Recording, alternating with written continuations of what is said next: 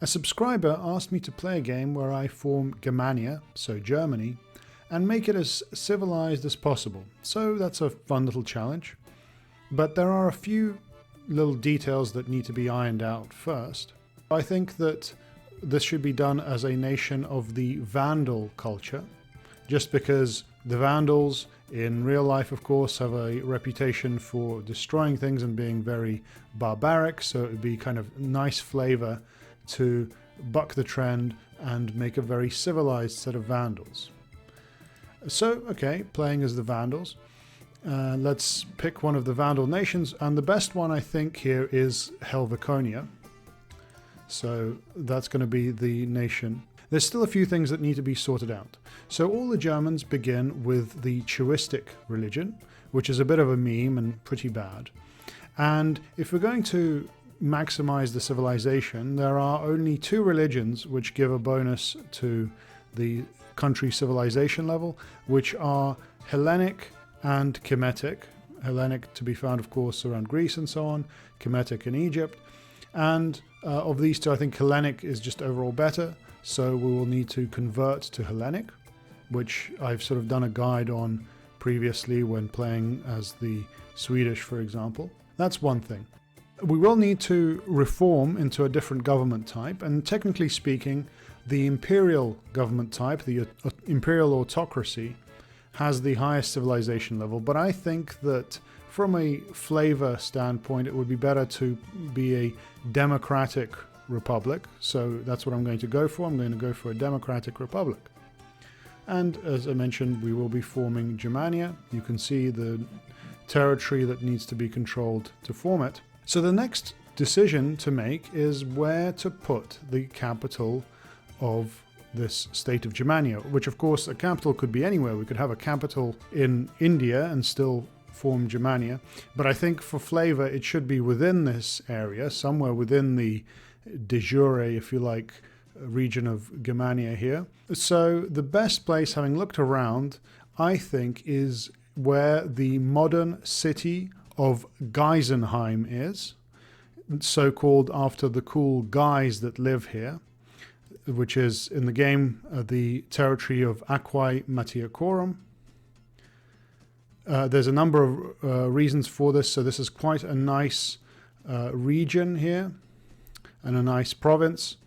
It has a lot of nice trade goods, but we'll discuss this more in detail later. It basically has the best population capacity and best trade goods in this region, so that's where we're going to put our capital eventually. Since we are going to be quite close to Rome, and I've said this previously, Rome is such a dangerous opponent because of its antagonist status in Imperator Rome, that we will need to take on Rome as quickly as possible. That's another thing that we'll need to aim to do. So we'll need to become Hellenic and take on Rome. We're going to become Hellenic by going somewhere here in the Greek sort of world. So that's a few things we need to do. We need to convert to Hellenic, conquer much of Germania, beat Rome, put our capital over here, reform into a democratic republic, and we should be good to go. I'm going to begin as usual, similarly to my guide to Sweden or Suonia. I'm going to make an alliance. I'm not going to fill any idea slots just yet. I'm going to save the political influence. As always, we will begin to influence to get even more of that. We'll begin fabricating on Burgundia. We will accept this mission in Invictus, the Germanic League, but we're not going to do anything with it just yet. And as always with a migratory tribe, we're going to try and raise a stack of migrants, which again I have made in a guide for Suonia. Jumping forward a year, I have a migratory stack here, and I've also sent a few migrants down here to this pair of territories so that I could border Bohemia and begin fabricating a claim on them. So after fighting some of our neighbors here, we will also go up against Bohemia. We're going to fight a pretty standard war against Burgundia and their allies. We're going to send our migratory stack to begin sieging down their forts ahead of time, so they'll spawn on top of the forts, and we'll just take some of this land very quickly.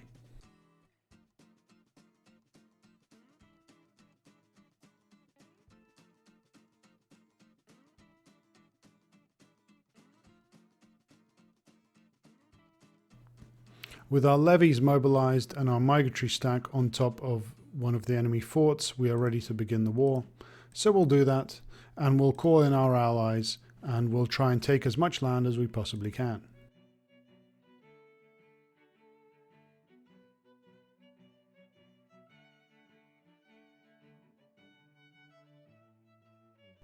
We've pieced out Burgundia and the other nation, and we're already on our way to Bohemia. We're just going to hire some mercs, and we've raised some levies as well, but we're going to put our migratory stack as usual onto their capital with the fortress there. And we're going to declare war and call in our allies.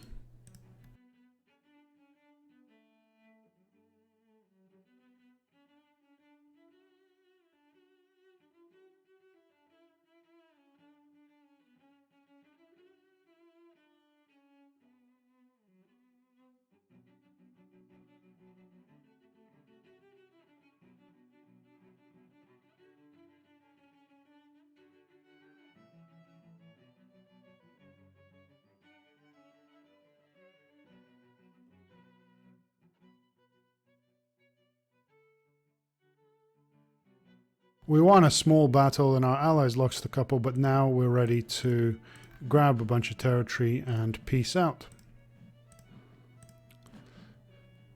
If I've remembered correctly, we have started already integrating Boyan, which is going to give us a lot more integrated population and boost our levies by quite a bit. And we're straight away going to begin fabricating on Naritia, which is the next in line as we move our way south towards Italy. While we were fabricating our claim, Carnia has managed to take over Naricia. But that's okay, that's fine. We still get our claim through, and we have parked our migratory stack as usual on one of the forts, and we've got a stack of mercs as well to help us out. So we're going to declare war, call in our allies because why not. For good measure, we will grab some levies, and we're going to take over these Alpine tribes.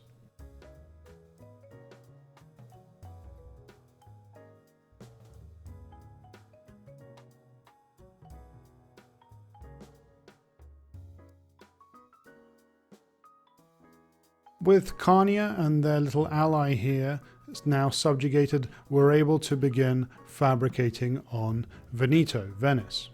They have one single fort here, which we will once again park our migratory stack on top of. While we fabricate, we're going to raise a few more migratory cohorts. But once we siege down this single territory, it should be easy. So here we are, we have our migratory stacks on top of their cap. We have some mercs over here ready to come in and mop up some of their forces. And so we're ready to begin fighting Veneto. We have also made an alliance with Etruria and with Apulia to help us fight Rome when the time comes. They are sort of boxing Rome in. And as you can see, Rome has already been expanding up northwards, so we will be pretty much straight away bordering them. So let's go and declare war on Veneto. We don't need our allies for this. We'll just go to war. And here we are, we're getting called in to battle with Rome as well. We'll mobilize some stacks, as many as we can. This is going to be a tough fight.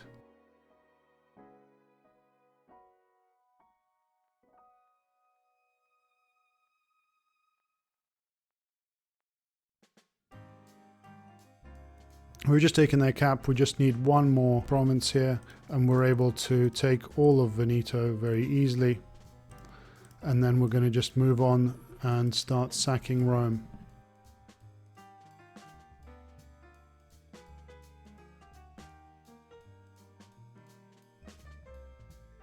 Unfortunately, in my game, Apulia did get conquered, and I couldn't really do much to help them apart from raid Rome a bit.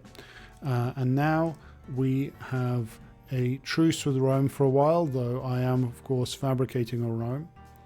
And unfortunately, Etruria has had a civil war break out, and they're going to be fighting here in this civil war for a while. Whoever wins, I'll want to make friends with, but it will just take them a little while to stabilize. It's taking, unfortunately, a little longer than I was hoping. It's 475, and while Etruria has won its civil war, it's now fighting some of these Corsican nations, so it will take a while for them to finish them off before I can go to war with Rome. In the meantime, I am raising the centralization because, of course, remember, we want to eventually reform, and I'm using the spare stability to be raising up more and more migratory stacks. So I'm up to 91 cohorts. I have been settling some of my migratory stacks, moving in, say for example the Venetians, and then raising them up again. At the cost of some stability, you're able to raise a lot of your pops as migratory cohorts. So that's how I'm getting this rather strong stack here. But again, I have to wait until Etruria is done with its wars, which for the AI can take a little while.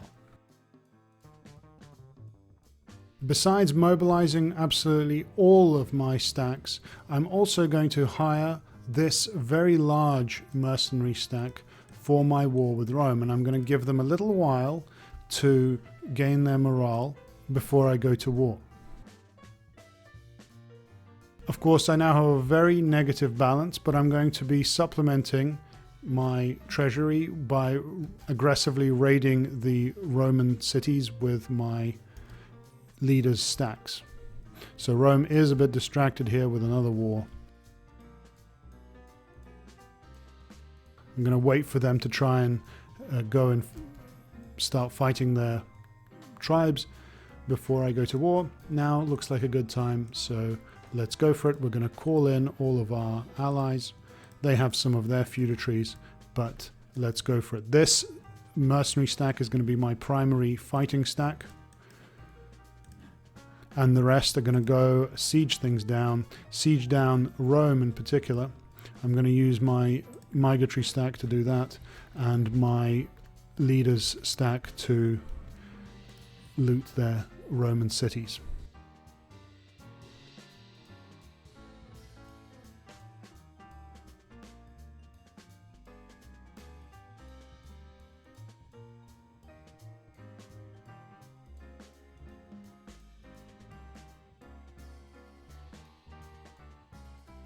You can see my mercenaries are making short work of even the quite large Roman stacks, and hopefully Etrurians, while they are distracted, will help me out here a little bit.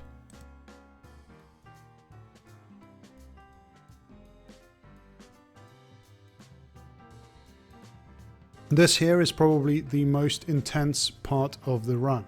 I have the Romans attacking a fort here, I have barbarians, I have a revolt, I have part of Veneto is revolting, and I've been fighting off the Romans, capturing as much of their land as I possibly can.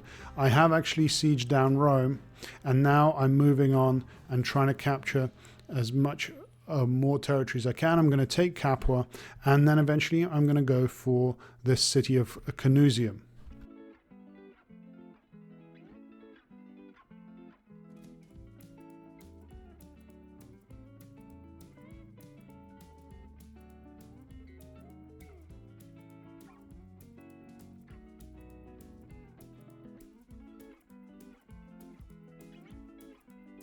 I'm leaving the revolt for now. I'm going to go try and fight this Roman stack. We'll see if I can make it there on time. That doesn't matter too much. What matters is we siege down Canusium, and we'll see if I'm ready to make a peace. We'll see how much Rome is willing to give me here. I'll take just these 4 provinces and peace out Rome.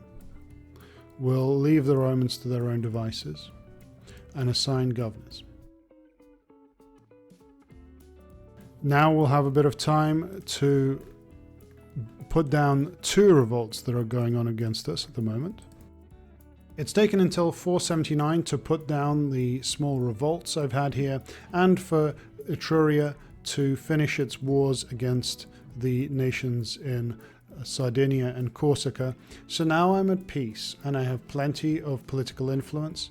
So this is where it gets interesting, because what I have done, as I mentioned with Canusium, is I've taken it and I have settled several of my migratory cohorts here, making it so that I can relocate my capital here, which I will do at the cost of some PI. I think you know where I'm going with this, because what this allows me to do next is to move the people out of Canusium until I get a Hellenic majority in here.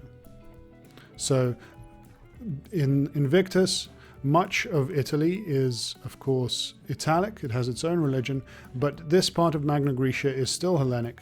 So I am able to get a majority Hellenic, which is what we want, in this city, in the cap. I will change one of my deities to Hellenic. Hermes is usually a good choice. And this will allow eventually for me to embrace the Hellenic faith. There is also one thing: we do need a Hellenic character, and the easiest way to do this is to simply hire a cheap mercenary stack, the cheapest we can possibly find, this one, but as long as it has a Hellenic leader of the Hellenic religion, here we go, that will be just fine. So we just need to make sure that 50% of the free people in Canusium follow Hellenic, which we will do. We'll just move some of our tribes people out.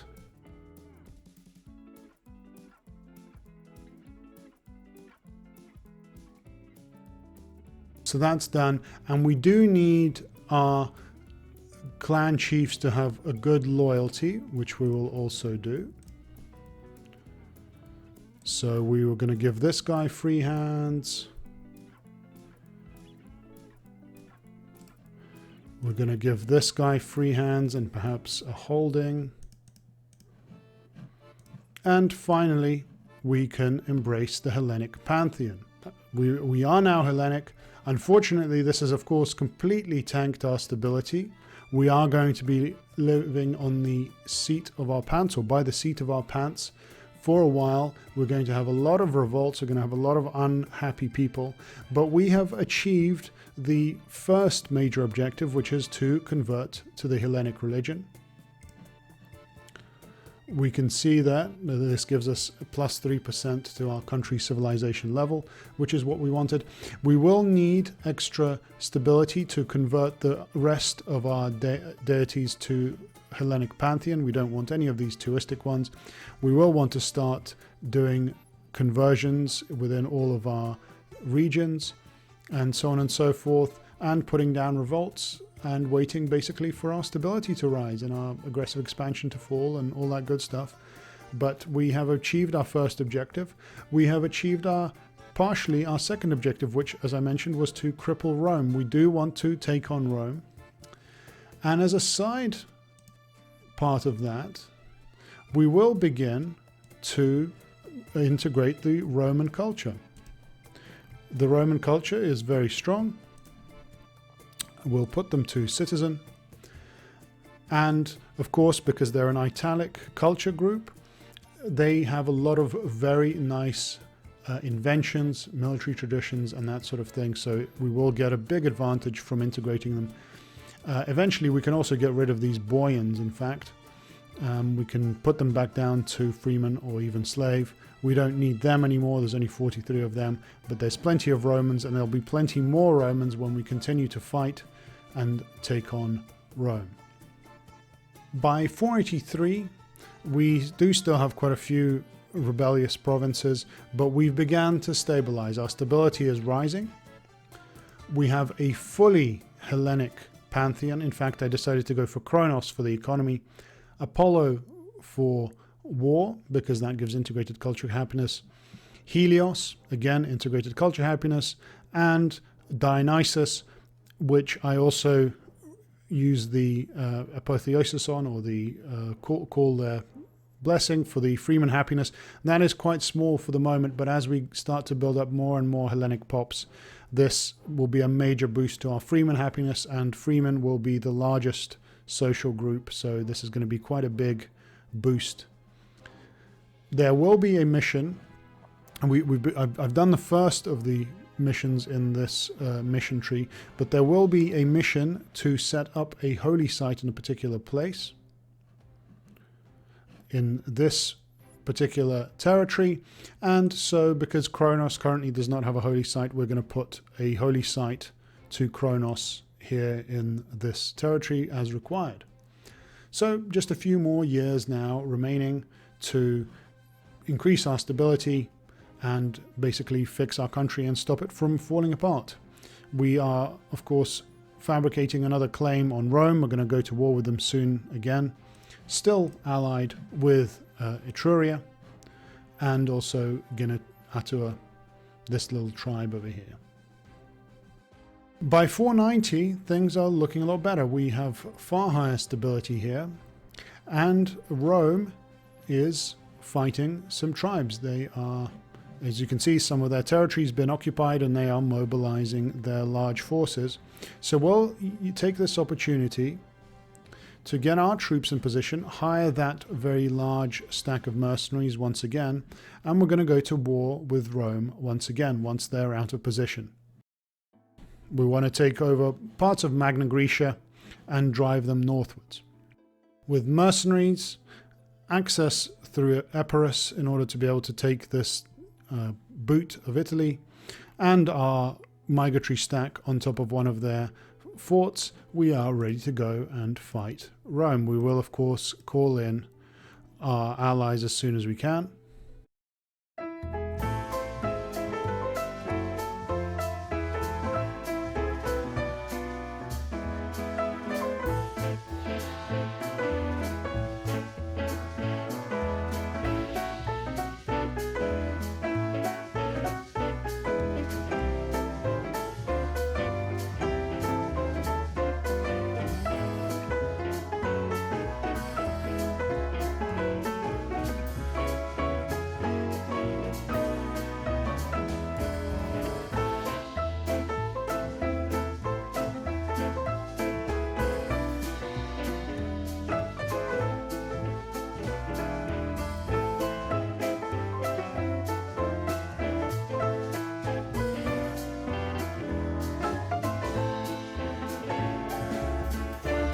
Now at this point we're not greedy, so we're happy to just take a small amount of land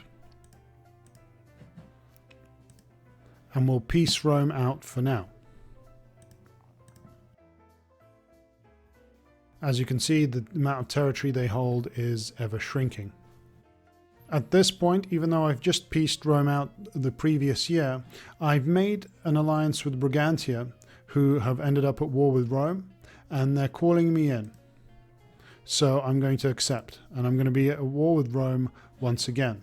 This allows me to mobilize my troops and take over some of their land once more.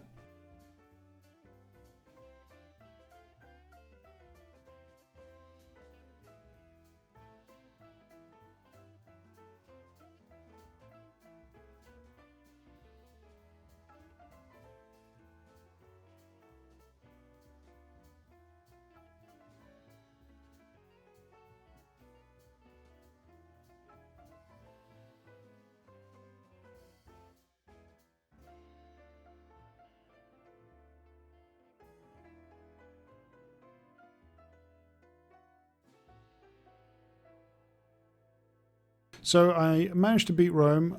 Because I wasn't the war leader, that little tribe was, I didn't get to choose the peace terms, they did, but they still gave me this province and much of this province that Rome had and a few other territories here. I now have a continuous link throughout my lands in Italy, which is nice. So that's good. We are just going to chillax for a bit, wait for the aggressive expansion to drop. Although one thing that we next want to do is we want to take the remaining Vandal nations out. So there are just a few other Vandalic nations, and in order to do our mission tree, we will need to take out the other Vandal countries. So this is Halicia and Haria, and we'll eventually want to take this sort of Vandal homeland territory. So that's what I'm going to do next while I wait for the truce with Rome to expire. Fighting these nations is going to be quite easy. So we're going to go to war with these three nations. Between them they have just 3 forts. 1, 2 and 3. So I'm going to take my large 64 cohorts of migratory stacks. I'm going to split them in half. I'm going to send one of them, one half to one of the forts, another half to this fort, and I'm going to raise a small merc stack, probably find a merc nearby with a reasonable amount of martial, maybe this one. So we'll take this guy over and we'll use him to begin attacking this fort.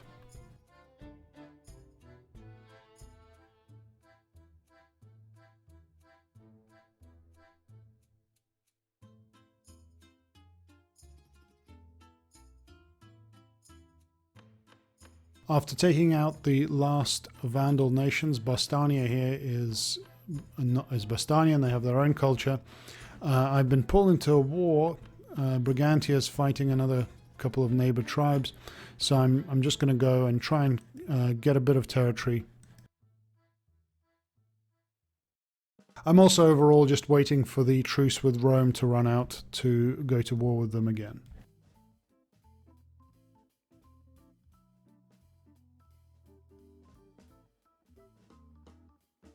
By 504, when our truce is about to expire, as you can see, I've pieced out and taken a large sliver of land.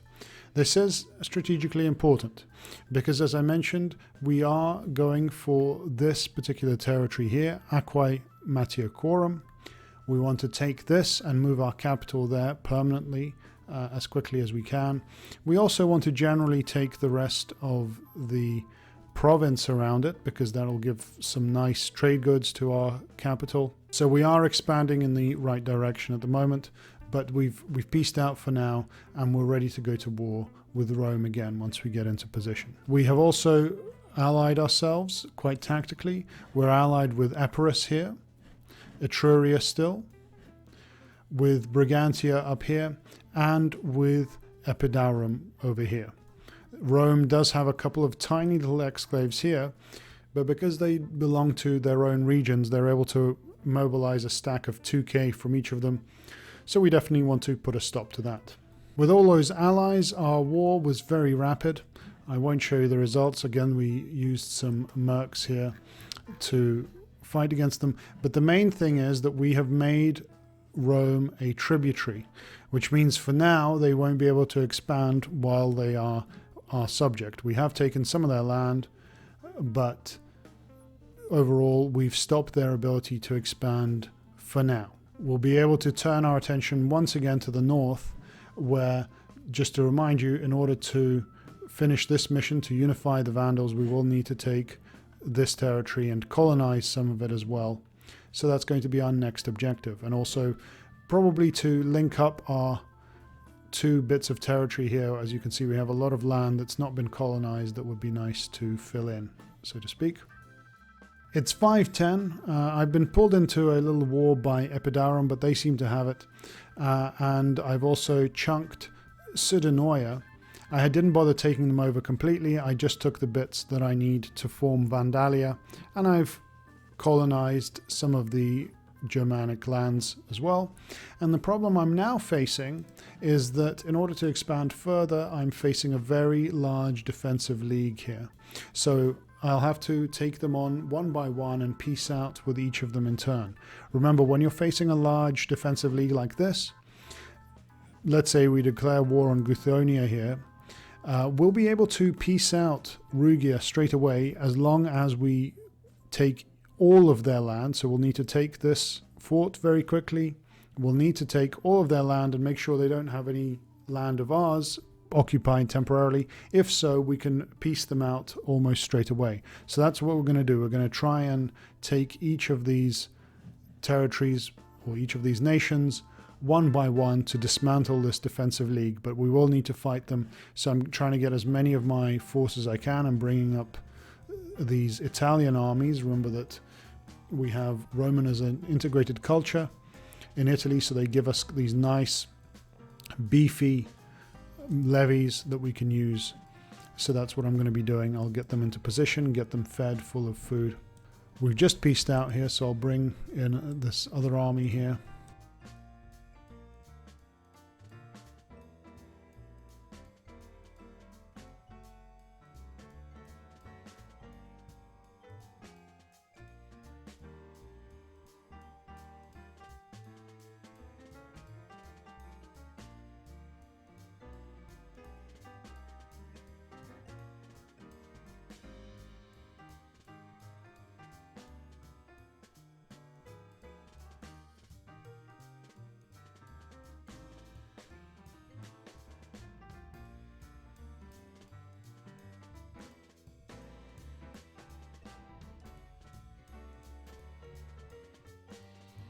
As I'm fighting and occupying this defensive pact, this has happened. Rome has stopped paying their tribute, which does give us a claim. We have already fabricated a claim on them, but that's kind of to be expected. This is what happens.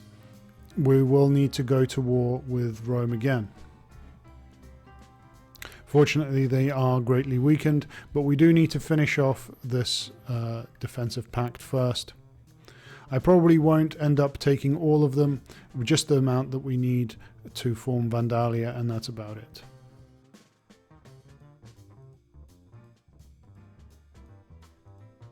After a couple of years, we're fighting Rome again. We're finally in position, and we're going to make the most out of our mercenaries to be able to take them on.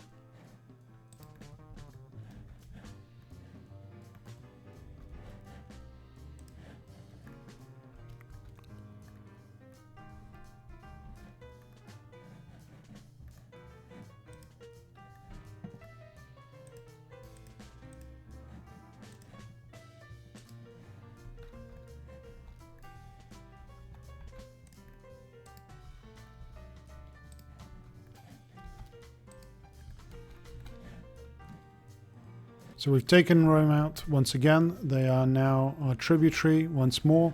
And more importantly, we have given Epidaurium the two little single territories that Rome had, but it was still able to get troops out of them.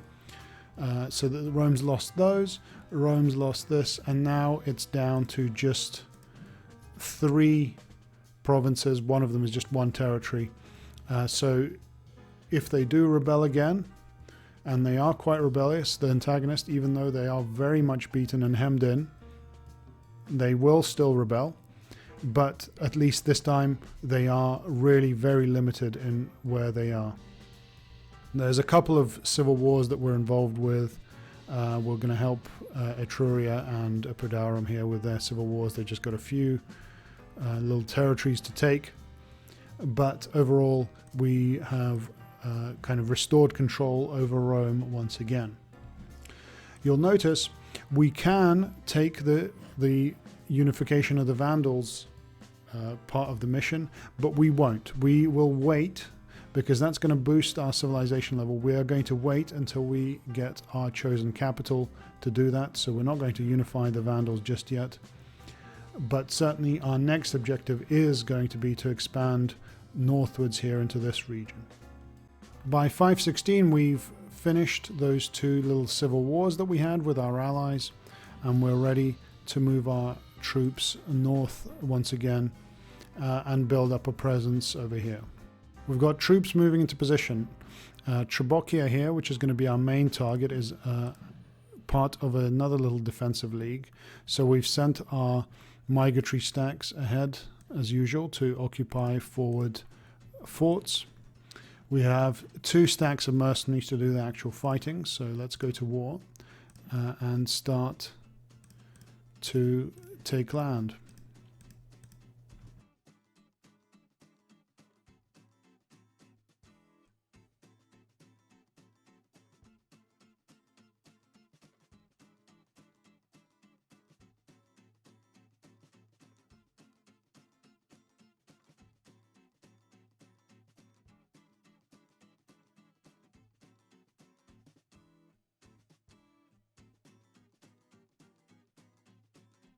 So I've taken the territories that I needed, but Carthage has inexplicably declared war on Etruria. They want to consolidate Sardinia here. Not too big a problem for me. It does just mean that I can't move the capital to where I want it until that war is over. While we're redeploying our troops back south, Rome has once again stopped paying their tribute. This time we need to get rid of Rome once and for all. They have a very limited territory, so I'm going to hire the big mercenary stack. We'll just probably get this one. And we will be rid of them once and for all. After a very easy war, we have occupied all of the Roman territory. We're going to take it all. And there we go. The Roman nation has been destroyed. This means that their tag disappears and the antagonist nation of Rome is gone. We are still for the moment at war with Carthage. They aren't happy with just taking Sardinia, so we'll probably need to defeat them if they try to land us. We can, in the meantime, consolidate our mercenaries, probably get rid of this one mercenary that I used to assault, and we'll just wait for Carthage to piece them out when we can. And it's taken until 526 to do just that. You can see Carthage was trying to land me, and I had my migratory stacks and my mercs in position ready to beat them off when they landed, which wasn't too much of a problem. And finally, I am at peace, so I am ready to move my capital over here. I do need to have the Hellenic and Vandalian cultures and religion to be dominant here, so I will settle some of my migratory stacks. If I need several more, yeah, that should be enough. I can relocate my capital here. And now that my capital is over here, I can finally complete the unification of the Vandals mission, which I will do. This has now made me into Vandalia, as you can see. And it's boosted the civilization level here in my new capital. We will need to raise the civilization level somewhat higher in order to reform into a democratic republic, which, as I mentioned, is my aim here.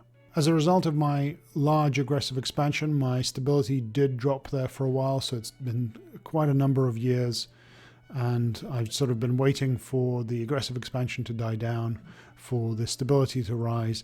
I'm having several revolts here. I'm about to put down a Veneto revolt. I do still need to occupy a few of their territories. But so I've been putting down rebels. We've got another revolt up here in Rugia. So I'm moving in mercs and my migratory stacks. It's been another decade, and as you can see, my aggressive expansion has dropped significantly and our stability has begun to rise. I've also gathered up enough money to start building a great wonder in the capital. As usual, this is a tower type wonder with one element in gold. It's not showing that here, but the top here is gold and the other two bits of the tower are stone. And I've just put in the taxes and commerce effect for now. We'll add 2 more later, but for now this is the best one to get in the cap. It gives local import routes to the capital, which is of course great. And so that's the first of about 4 wonders that needs to be built. There are enough effects for about 4 or 5 wonders. Each one of course can have 3 effects. So the first one I build in the cap with that cap import routes. The others I usually end up building in Latium, because there's lots of population here in the Rome area. So that's what I'll end up doing. Actually, in this game, Rome somehow got downgraded to not a city, to just a normal territory, and I will end up building this up again. I'm not sure how that happened, but it did retain its historical Temple of Jupiter Optimus wonder, which is nice. So by 550, our centralization has risen to 100%. This took a long time. I did put in the coin minting initiative straight away, and so our centralization was rising. And I've also done the council legal authority that's required for forming a republic. And finally, the hill fort initiative, just to boost our centralization even further. And now it's at 100%. And our capital has 53 civilization. And of course, you need 50 civilization in order to reform. Now, at this moment, I am still, or up until recently, I was a migratory tribe. And I've only just settled my migratory stacks this past year.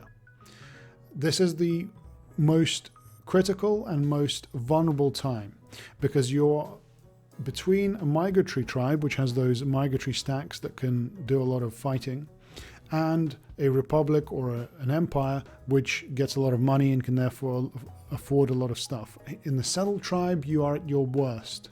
You don't have migratory stacks, and you don't have powerful armies or money for lots of mercenaries. So we have to get through this period as quickly as possible.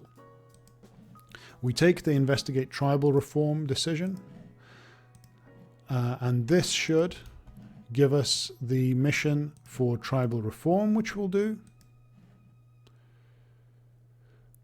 We need to get the right number of jobs here. That's fine. We need to give the marking family another job. So we can do Republican favoritism. Because we have enough civilization in our capital, we can do this straight away. We've banked up a lot of political influence, and off we go with the Republican ideals task, which takes a year, and during this time your stability will start to fall and all this sort of stuff. But basically you have to hold out for a year. You have to purge one of the families that doesn't like having a republic, and then you should be good to go. The only problem is you do need to have 80 popularity with your chief. My chief currently only has 53 popularity, so we will need to raise that.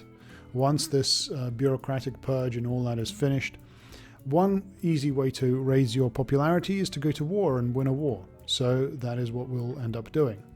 This time we don't have any migratory stacks to occupy enemy forts ahead of time, but we do have quite a bit of money, so we're going to get our usual levies and mercs. And we'll probably go to war up here.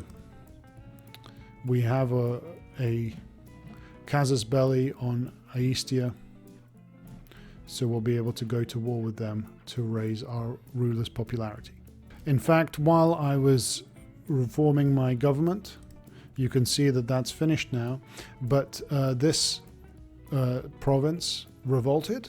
It made friends with Aestia, and so I've now capped them down. So I'm ready to sue for peace, to conquer them both, which I will do. You can see I'm still on 53 popularity, but let's take them over. This already should raise my popularity to 67, and then I'm going to go for Our Enemies Deserve No Quarter twice. That raises my popularity to 77, and I will then hold some games. I'll hold games, and then you get this event. To bring on the challenge, we have this option which will raise our popularity by 5, and this gets us over the 80 popularity needed. We invoke the new constitution, finish the mission, and we are now a republic. For the moment, it kind of takes some time to recalculate Senate support and all that sort of thing. We'll have an election soon. We're going to go and assign our officers. We'll try and please all the families. But there we go. We have now reformed ourselves. We Vandals are beginning to be quite civilized. As soon as we unpause, we do have a new Archon. We've got just below 50% support in the Senate, which we can raise that quite easily. We can make friends and do some of these tasks for them. It's 5:58, and Etruria is in a war. It's dragged us in. I'm not too bothered. I think they've got this. But what we will try and do is go to war with Simnonia over here. They do have several allies, and they are quite spread out because they're a migratory tribe, and they did actually manage to migrate somewhat. So we're sort of getting our troops ready to start sieging down all these disparate territories. We will get some mercenaries and we'll start fighting them.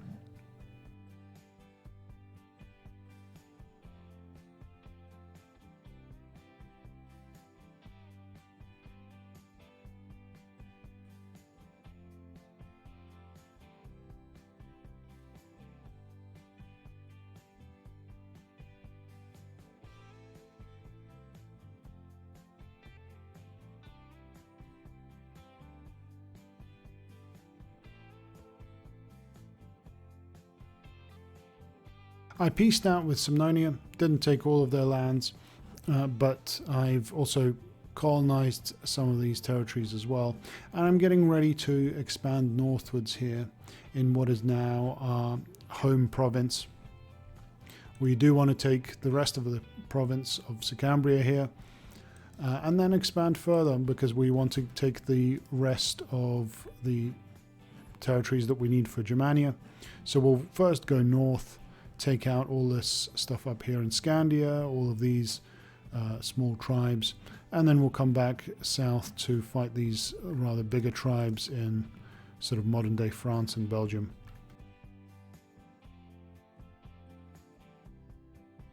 We've got our Great Wonder here finished finally, and when we have enough money we're going to put some extra effects. So after taxes and commerce, the next best ones are the one for expanding culture, faster conversion and assimilation, and also the government traditions. There's 3 very good effects: provincial loyalty, corruption reduction, and loyalty of governors, which is just going to make your provinces a lot more loyal and have far fewer revolts. And while we have a very large amount of stability, it's also worth changing some of the laws. So going for anti-piracy statutes is always very good. And then we will eventually want to get the law for legions. The other ones we're not too bothered about. If we were really expansive, we might go for the assembly of soldiers, which reduces the fabricate claim cost, so it only takes 10 political influence to fabricate a claim.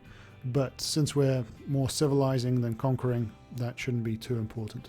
While we're here, I'll also show you why this is such a good location for a capital. So this territory is in the plains, and it is on a river. So you can see the population capacity becomes quite large. It gets lots of bonuses. It's adjacent to a major river. You can build harbors there as well for extra trade routes. Now, most of Germania, if we look here, has a frigid climate, minus 20% population capacity. This is one of the territories that does not. so that's a big bonus. It's on the Rhine River, which is, as I mentioned, very advantageous. We will be able to park a fleet in here later, which is also good. And this province has some very nice trade goods. So by default, we have iron here, so we can get a surplus of iron. We have cloth by default, which is not too bad. We have grain being produced, so that's good. And if we build a farming settlement, which there is one here, then that gives us even more grain. We have horses in one of the territories, and woad is not too great. We've got a settlement here which produces sheep. In fact, we have several that produces sheep, so later on I will make this into a city and change the good that is produced here, because if you have a farming good that is produced and you turn this into a city, it instead gets an urban good. Finally, in here there is fur, there is also wood, which is good, and another cloth. So this is a very nice province with some good trade goods. It's got a river for that extra trade access. So that's the reason why I think Aquae Matiocorum is just the best single territory to have your capital if you're going to have it in Germania. So we'll just let our mercenaries increase their morale, and then we're going to go to war. There is a slave revolt event here, so we will need to put them down. Let me see if I can mobilize enough levies to be able to fight this little slave revolt that happens here. That's quite annoying, but not too bad. In fact, what I will do is I will let go of one of these mercenaries and hire this merc stack instead, and we'll just put down this slave revolt.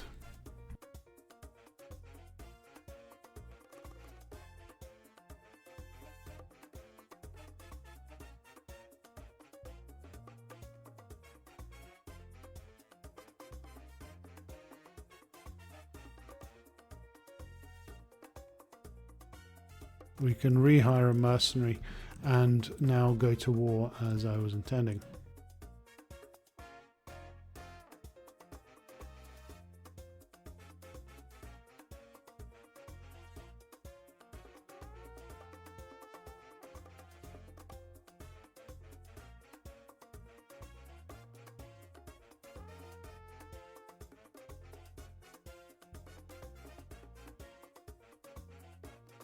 We've taken a swathe of territory all the way through to the North Sea here. More wars, just a matter of using our mercs to conquer some of these tribes, and then again we can piece them out one by one. So we'll piece out this one first, and then we're able to piece out this one once we've finished our sieges. While we're doing that, we can also start fighting some of these other ones. We'll just get into position to take Frisia here.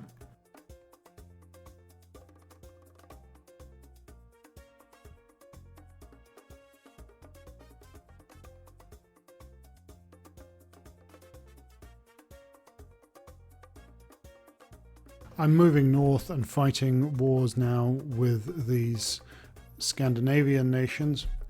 Must remember to form a fleet so I can take Gotland eventually, but overall because of there's a lot of sea, it's easy to ahead of time fabricate claims. I'm already fabricating all the way out to here, so I have all the claims I need, and I'm able to just again steamroll north through these lands. The only thing I will need to do is I will need to find some Hellenic Vandal slaves and bring them up here so that I can colonize these uncolonized territories, but overall that should be easy.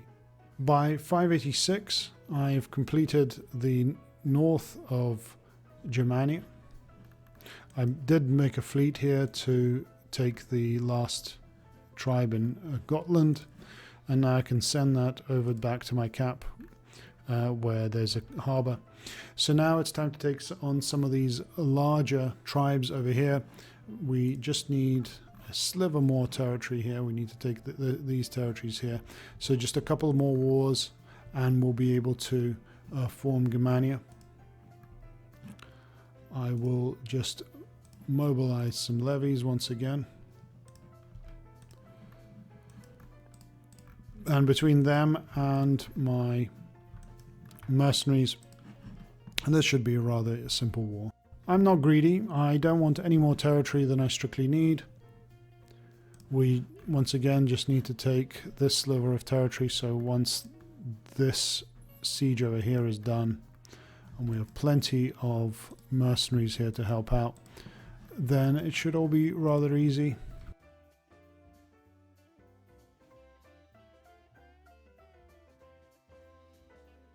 I do have a vassal here, a feudatory, but I am integrating them, so by 592 this little feudatory should be integrated. Finally, after a lot of fighting, in 589 we've taken the last slivers of territory we need to form Germania, which we can do right away. And here we are Germania. There is just Brigantia here, which once again we will assimilate very soon. And then we will have most of the Central European continent down to Italy. Just to update you, we are constructing another wonder. So we have this wonder in the capital here, which is nearly at tier 3 in terms of prestige. Then in Tiber here, I've built a second identical wonder, so 2 stone bases for the tower and a gold top. This has the effect for extra stability, unintegrated culture group happiness, and extra civilization. Firstly, for the point of playing this, which is to increase the civilization. We now have our third objective, which is to form Germania. And finally, we want to make this as civilized as possible, so that's helping as well. And generally, civilization is very useful. It increases the output and so on. Finally, I'm building another wonder in Veii, and this one is going to have all the honored effects. So honored nobles, and then we'll have honored citizens and honored freemen for the 3 most important social classes, to give them a boost to their happiness and output, the happiness being the most important, of course. Just to update you on some other features, so we have taken the decision here to adopt Roman traditions, Italic traditions here in the Roman group. This has allowed us to take the Roman military traditions, which are very strong. They give us a total of 6 extra innovations and a bit of faster siege ability, which is nice, siege engineers, that sort of thing. And also we can build Roman roads. But this has allowed us to take a lot of good inventions. We've now taken the cohorts invention, which means we can get a legion or as many legions as we like. We are also going down the oratory path, and we are now close to getting the winning land by the spear.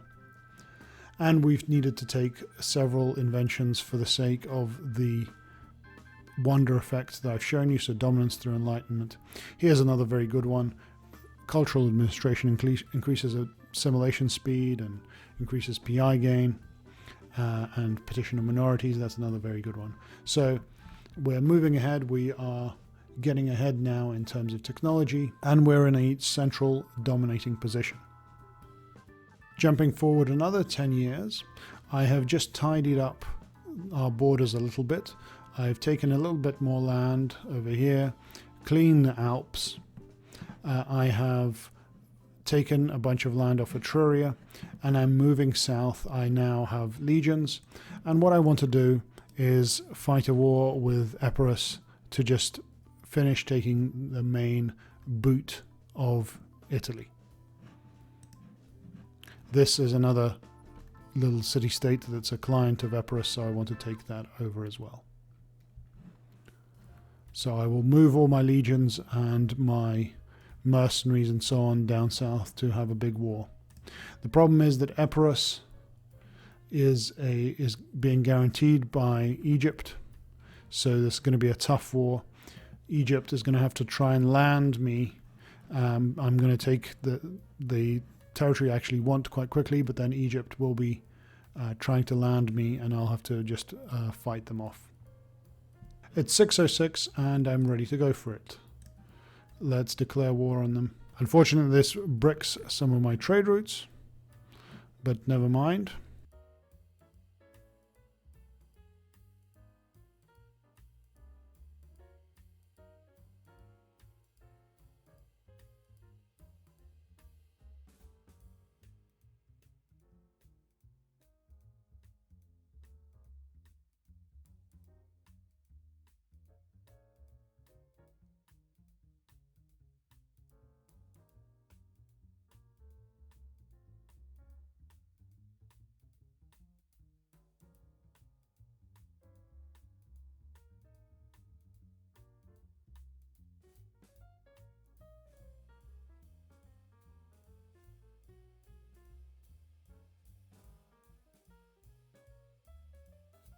Even though we've taken the land that we wanted off Epirus, Egypt is trying to do some naval landings, so we're going to need to oppose them here. They do have a superior fleet, so we will need to, in principle, dance around them a little bit and make sure that we don't get caught off guard.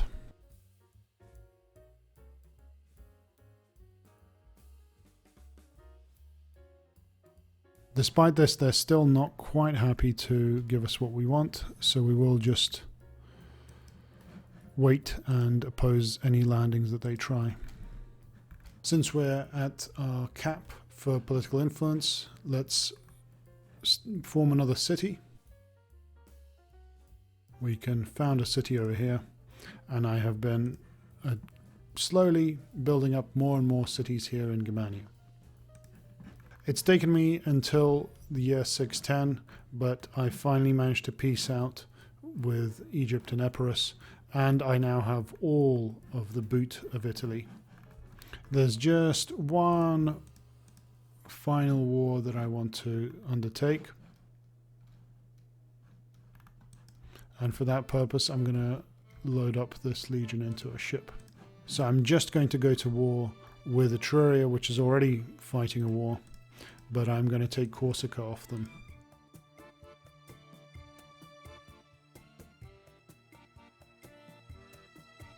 With Etruria losing this bit of territory and this battle, I'm going to offer them to take Corsica off them and for them to become a client, which they will be now. And with that, we have completed the conquest of Italy proper, just Sardinia remaining. Etruria is our client state. And we also have another client state over here, just a single city state, and a feudatory in Bastania. We have undoubtedly made Germania a very civilized nation. You can see our borders in the civilization map mode. You can see that we have spread civilization. Our capital city with 80 and a bit civilization is one of the best in the world. Clearly, we are a highly advanced and prosperous nation. We're building a fourth great wonder, and we dominate Central Europe. In terms of the ledger, we are the second largest by population and the second largest by number of territories. I haven't been too aggressive in conquest. I have instead been building cities. As you can see, I founded many cities. Our capital is a metropolis. We have cities over here. And I've been trying to spread civilization and make Germania great again, as it were. But at this point, we still have just over a century left to go. And I will put it to you, viewers. What do you want me to do next? We have several options how to continue this and finish. The first being the easiest is to settle with what we have, colonize just this final territory, which would be nice. But apart from that, we can just continue civilizing. We can continue building more cities. We can now build out a road network. We've got plenty of income, so we can build roads and make Germania look very beautiful. In terms of assimilation, you can see that most of our lands are Hellenic, and I can continue doing this. In terms of the culture, Vandalic is the largest culture group by far. You can see where the Vandals are living, which is basically everywhere. And so we can continue to assimilate, we can continue to convert the territories and do that, and just sit back and relax for the final century. We could be a bit more expansive. We could even try and go for perhaps the modern European Union borders. So if we went to Greece, Sicily, Sardinia, and then France and Spain, modern day France and Spain, and we'll take Britain just for good measure. That's another option. So we could expand that way. But the third and most intriguing option perhaps is to go for Egypt. You see, we now have, or can have, the technology for winning land by the spear. We have enough innovations to get this. We have it ready. So we can go to war with Egypt by the spear, which means we can just take them over completely, or most of them over completely. And what this will do is give us a number of ways to boost our civilization level. Firstly, Egypt is mostly Hellenic, which will be great. We can, by conquering Egypt, we can then conquer a large number of both Macedonians, which have a Greek type of culture group. So we can see that they have 914 Hellenic Macedonians in Egypt. And by integrating one of the Greek type of cultures, so Macedonian, this will give us access to more inventions that boost the civilization. So things like the clock, I believe, either the water clock or the mechanical clock gives you a boost to civilization. We can also incorporate the Memphite, who are part of the Egyptian culture group, and they also give additional inventions and military traditions. I can show you, in fact. So in the Egyptian military traditions, for example, here, there is a military tradition for plus 5% to country civilization level. So that'll boost our civilization even further. And finally, here in Cyrenaica is the only place where you can get Silphium, which also boosts your country civilization level. So if we conquer this Cyrenaican region, we can then import Silphium to our capital and boost our civilization even further. So an invasion of Ptolemaic Egypt by the spear is probably the most audacious way to raise our civilization further. But I will leave it up to you, the viewers, if you want to see me play the rest of this game out and which direction you want me to take. So, thank you for watching.